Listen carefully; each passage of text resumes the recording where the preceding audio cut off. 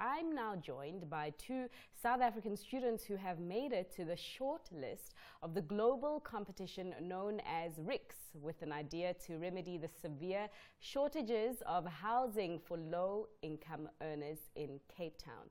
Jonathan Wilson and Anees Arnold are the co-creators of Link. They join me now to tell us more about their submission.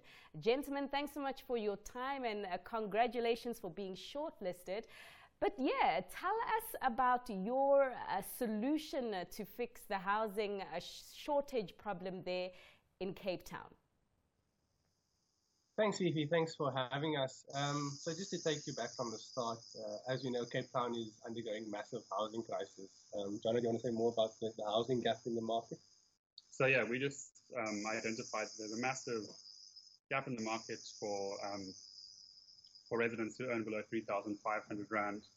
And this is, our sort of Anees. Yeah, so our research started off in Delft, which is one of the first post-apartheid suburbs in South Africa. And what we found in Delft in 2015, when we were at the University of Cape Town, is that there's a large market for backyard rental. And using this as an inspiration sort of kicked off. And since then, we've been offered the opportunity to study in the UK. And using our networks here, hopefully we can push the project forward and gain exposure to, exactly what I said, to push the project forward as much as possible. So guys, when you talk about backroom rentals, are you talking about, say for instance, if you've got a biggish house there in Cape Town and there's like a cottage there at the back, then inviting some people to come and rent that? Well, it's a little bit different from that. When we're speaking about areas such as Delft South and underprivileged areas, these are often what we call backyard shacks. So the living environments aren't as safe as a backyard cottage that you mentioned. So our solution was looking at how do we make a safer living environment and allowing people to tap into the market that their land has to offer, as well as offering them some investment opportunity in creating safe housing. There's one thing we found out through our research, that there's a massive capacity to make returns of investment for people living in these areas, which a lot of people wouldn't assume. And there's much capacity for people in the communities to leverage their own plots that they have, upgrade their housing by themselves, and sort of improve the living conditions and working conditions of their areas. Yeah, so I'm also interested in hearing more about the investment opportunities that I also can't even think of them offhand. So can you share those insights with me?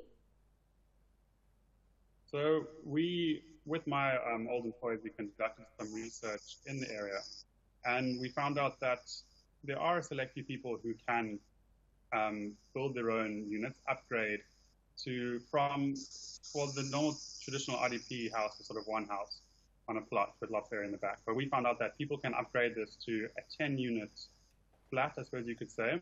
And if they were given access to finance, the research showed that these people could pay this back within 2 years, which in terms of a development perspective, is incredibly fast rate of return.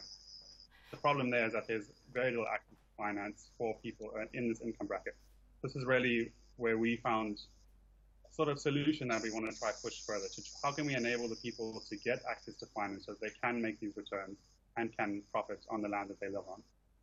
And yes, again, next question to you: how can you improve the access to finance of these people so they can take advantage of their homes to generate an income? Yeah, I think that's where our solution comes in. What we have found is that money moves around informal settlements and some lower income settlements.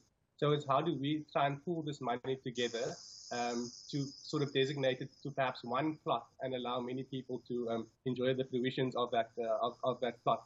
So where Delft Link comes in is, for example, if you have the capacity to invest maybe 100 Rand per month, it can be put into a pool, and then someone that does have the land, if all this money is pooled together, they can have access to this finance, build a few units, and then use the income sort of to pay back the loan as well as pay back the so-called investors. And then who would administer the fund and make sure that everything goes smoothly, make sure that, you know, there isn't an abuse of funds, and also make sure that people actually pay back the money? Yeah, so I think the project is very much in the sort of conception stage, and we are encountering some problems, but we do imagine this to sort of sit as a central body and hopefully facilitate a safe trading environment, which ensures that people pay back the money sufficiently.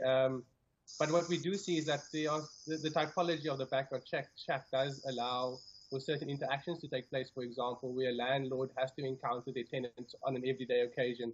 And this sort of social dynamic also allows for people to ensure that their tenants do pay. So it's borrowing on the current typology that does exist, but there are some sort of kinks in the model which we do need to resolve. And there is much capacity for a sort of middleman facilitation who could link investors to developers, who could be connected to City of Cape Town to try pre-approved, pre-financed units, be linked to local building stores to give building credit to people when they're building their houses. So there's much capacity for this sort of facilitating mechanism, and that's where we see a scheme like Delft Link filling that gap and sort of just allowing the community to fund and develop their own projects.